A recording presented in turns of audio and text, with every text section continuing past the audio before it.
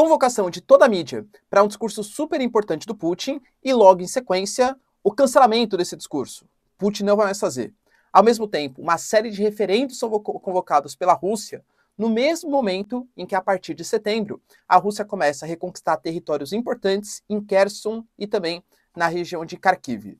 O que representa isso? O porquê desses movimentos? Inclusive, finalmente, pode ser a especulação que a gente possa, segundo a Rússia, chamar finalmente esse negócio de guerra. O que está rolando? Turquia sofre graves críticas por parte do mundo ocidental, principalmente por parte da Alemanha, e a gente tem também a abertura da Assembleia Geral da ONU. Como sempre, o Brasil foi lá e fez o discurso inicial, o discurso de abertura. O que o Bolsonaro disse na ONU e quais são as consequências geopolíticas da visita do Bolsonaro a essa grande organização internacional? Se vocês querem entender um pouco mais sobre esses assuntos, e muito mais também sobre geografia, geopolítica, atualidades, política, polêmicas, enfim, tudo para você se manter sempre bem atualizado, já se inscreve no canal, deixa seu like, compartilha esse vídeo, que eu, professor Ricardo, conto muito com a sua ajuda. Belezinha? Para quem não sabe, pessoal, sou candidato a deputado estadual pelo estado de São Paulo e tenho uma proposta muito agariada em reforço da educação, em queda dos impostos e melhoria na segurança pública. E tudo isso sem uso de 1 centavo do fundo eleitoral, como forma de responsabilidade ao dinheiro público. Se você quer saber um pouco mais sobre as minhas propostas, segue aqui, links na descrição, tá? Tem meu Telegram, tem meu WhatsApp e tal. Pode encontrar direto comigo, eu que estou respondendo ali, para saber quais são as suas demandas e conseguir representar você na Assembleia Legislativa. Tamo junto, pessoal? Então, ó, bora lá pro vídeo. Ah, e também lembrando, tá? Nos próximos dias, eu vou postar 2 vídeos por dia. Um pela manhã, falando um pouco mais sobre propostas políticas, e o da noite vai continuar igualzinho, somente sobre geopolítica, prometo para vocês. Tamo junto?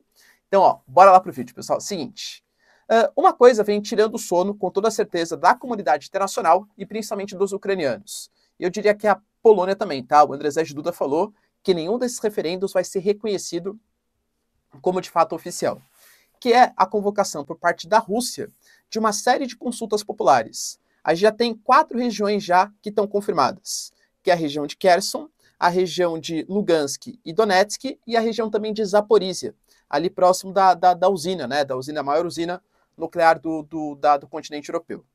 Por que isso preocupa bastante? A gente não pode esquecer que desde o início dos conflitos, a Rússia, pelo menos a princípio, dizia que ela não tinha nenhum tipo de intenção de integração territorial, de expansionismo territorial.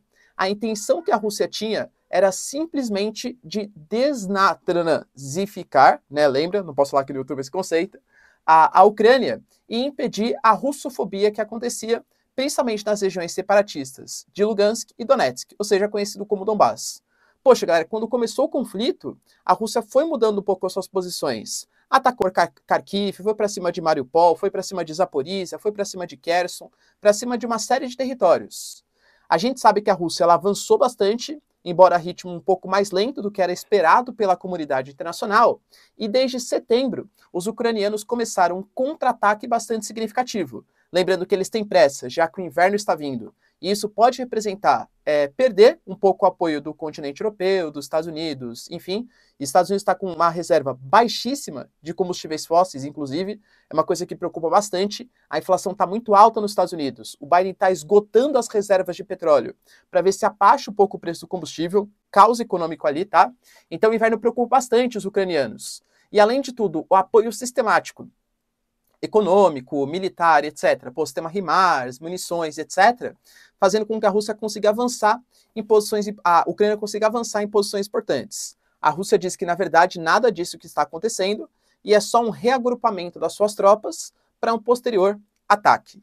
Enquanto tudo isso acontece e o Putin começa a ter, pelo menos pela comunidade internacional, a sua autoridade militar um pouco contestada pelos países ocidentais, tal, o que ele faz? Começa a movimentar um pouco as peças no xadrez geopolítico e diz que todas essas 4 regiões que eu citei para vocês vão fazer referendos, consultas populares. Mais ou menos o que foi feito na Crimeia, em meados de 2014, que a população votou pelo sim, ou seja, vamos entrar para a Rússia, e no final das contas isso não foi reconhecido, né, pela comunidade internacional tal, mas no final das contas a Crimeia hoje pertence, pelo menos oficialmente, né, segundo a Rússia, ao território russo. Tá? Por que vai fazer esses referendos? Porque fazendo esses referendos, você confirma que esses territórios são russos. Hoje, são territórios sob ocupação. O que a gente fala desde o início aqui, pelo menos o que a Rússia fala, é que o que está acontecendo na Ucrânia não é uma guerra, e sim uma operação militar especial. Como operação militar especial, porque a Rússia está interferindo em território estrangeiro e não defendendo o seu próprio território, existem alguns tipos de limitações. Agora, vamos especular. Vamos falar que todas as regiões onde estão acontecendo os movimentos populares sobre a ocupação militar russa, tá? E essas regiões decidam que sim, nós vamos virar da Rússia, agora nós somos territórios russos. O que vai acontecer? Sendo território russo e sendo um alvo de ataque da Ucrânia, poxa, isso justificaria uma ação militar mais energética por parte da Rússia. Hoje, por exemplo, vamos especular, isso já foi falado inclusive nos dias passados aí, tá? O uso de armamento nuclear. Poxa, a Rússia não pode de uma hora para outra, vamos lá, vamos atacar uma bomba lá. Isso não pode acontecer. Agora, está na própria Constituição da Rússia que eles podem usar esse tipo de armamento caso haja algum tipo de ameaça, então eles lá e contra-atacam, né, algum tipo de ameaça nuclear, ou se eles sofrerem algum tipo de perda, de ameaça, de soberania da sua integridade territorial. Se a região de Donbás, região de Kherson e a região de Zaporizhia forem russas e sofrer algum tipo de ataque, pode ser uma ameaça da integridade territorial, e eles fazerem o uso desse tipo de arma. Então percebe a jogada do Putin? Além do que eles podem recrutar grande parte de militares a mais. Para vocês terem uma noção, as estimativas dizem de 3 a 4 vezes mais do que já é o atual exército. Depois de muitas perdas na Ucrânia, muitas perdas na Rússia, um baita reforço desse militar não faria pegar tão mal com a população russa, porque imagina hoje, poxa, a Rússia vai convocar mais gente para lutar. Pô, por quê? Tá perdendo? Não tá dando conta dos ucranianos? Pô, se for um ataque a um território que é da Rússia, isso justificaria. A Rússia de fato entraria em guerra. Até por isso, estava especulando se o Putin ele chegou a convocar uma grande reunião, um grande pronunciamento para a mídia, inclusive para a mídia internacional, e ele cancelou. Especulava-se que fosse a delimitação que os territórios sim vão pertencer à Rússia depois do referendo e que poderão ser alvos, talvez, de algum tipo de resposta militar mais energética, caso sofressem algum tipo de ataque da Ucrânia. Mas o ponto é que a gente está passando, no momento, por um tempo-chave, uma mudança-chave. A gente pode ter agora uma mudança de patamar no que está acontecendo na Rússia, talvez por um cansaço da Rússia ou por uma tentativa de acabar logo com o processo. O que você pensa? O Putin realmente vai falar que os territórios Zaporizhia, Kherson e Donbás pertencem aos russos? Deixa aí nos comentários. Outra notícia que mostrou bastante pra gente hoje, né? Quão conturbado está essa geopolítica, é em relação à Turquia. Eu citei para vocês ontem que a Turquia fez um aceno positivo em relação à possibilidade de entrar para a OCX, para a Organização para a Cooperação de Xangai, que é como se fosse uma espécie de aliança militar, muito mais fraca que a OTAN, claro, que é muito mais tradicional desde a Guerra Fria, mas é uma aliança militar em expansão, em crescimento, que tem Rússia e China como os principais membros. Ou seja, a Turquia é bem um jogo duplo mesmo. Vai fazer parte da OTAN, não vai sair da OTAN, né, pelo menos inicialmente, e também vai fazer parte da OCX, dois grupos em tese bastante antagônicos. O Erdogan, por exemplo, hoje falou que depois da conversa que ele teve com o Putin na própria reunião da OCX, ficou bem claro para ele que o Putin não quer o conflito, que o Putin quer a paz, segundo o Erdogan, claro, tá? O Olaf Scholz, que já tem algumas rusgas ali, né, com o Erdogan, a gente sabe que Turquia e Alemanha não se dão tão bem assim, né, coisas da União Europeia, até mesmo do passado, fez críticas severas ao Olaf Scholz e falou que ele não pode ficar fazendo esse jogo duplo, porque hoje a OCX, ela representa, segundo o Olaf Scholz, o grande líder da Alemanha, algo que não faz bem para a paz mundial. Ou seja, a Turquia está gerando mais uma vez, lembra que eu sempre falo, hein? Prêmio Geopolítica do ano para a Turquia. Não no sentido positivo necessariamente, mas falando da importância geopolítica, né? Tá gerando mais uma vez burburinhos ali entre OTAN e o mundo oriental. E para finalizar, pessoal, a gente teve hoje o início da Assembleia Geral da ONU. Basicamente, os países vão lá e discutem os temas mais importantes acerca da paz mundial, né? Lembrando que a ONU foi criada na Conferência de São Francisco, pós-Segunda Guerra, justamente para ser como se fosse uma espécie de, bem coloquial, né? Uma mesa de bar, uma instituição onde os países conversam. Eles trocam ideias, possibilidades, ao invés de entrar em conflito direto, depois de Primeira Guerra Mundial, Segunda Guerra Mundial, ao invés de se atacar diretamente, vamos tentar fazer algum tipo de negociação nas mais diversas instâncias, né? O Brasil, tradicionalmente, até pela importância na formação da ONU, Oswaldo Aranha, é o país que primeiro fala na Assembleia Geral. E o Bolsonaro ele foi o primeiro a discursar. Foi um evento marcado por uma, digamos assim, galera, uma tensão política bastante significativa. Por quê? A gente está a menos de 2 semanas ali da eleição.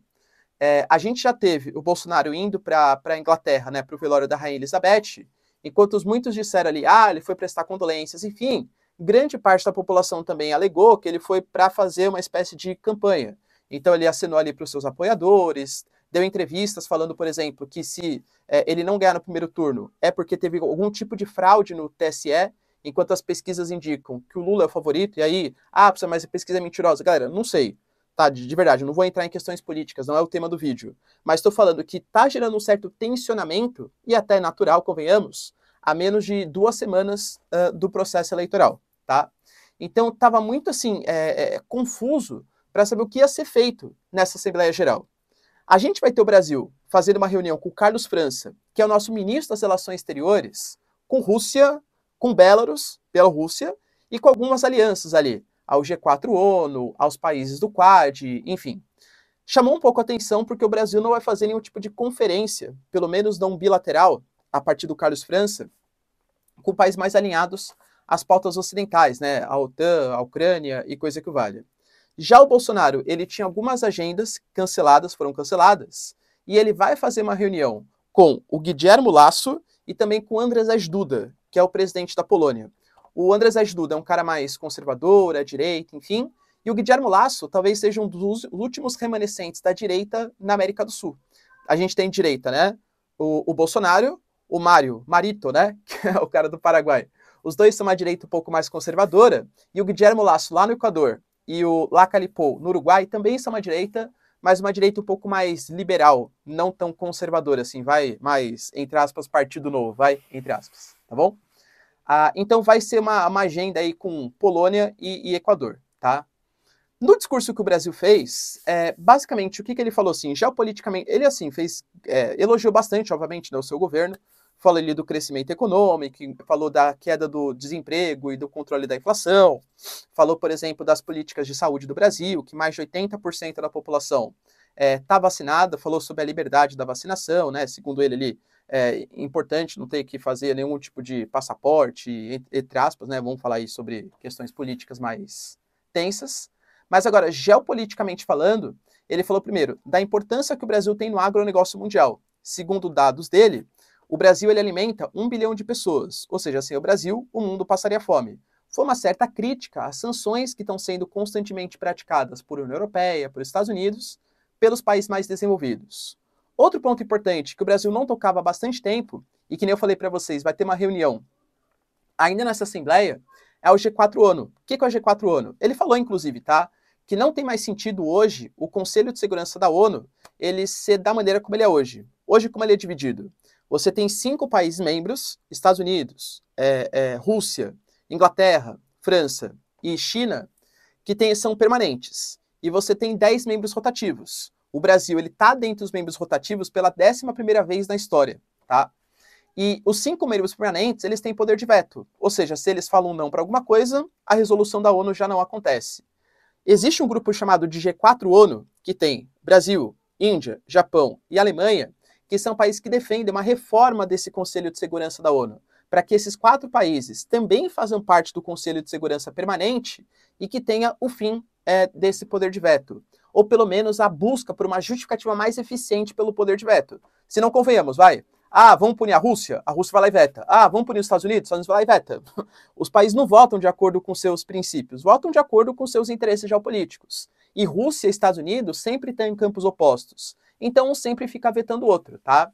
Então ele falou sobre uma reforma no Conselho de Segurança Permanente da ONU e falou também que o Brasil está em processo de entrada para a OCDE, Organização para a Cooperação e Desenvolvimento Econômico, o Clube dos Ricos.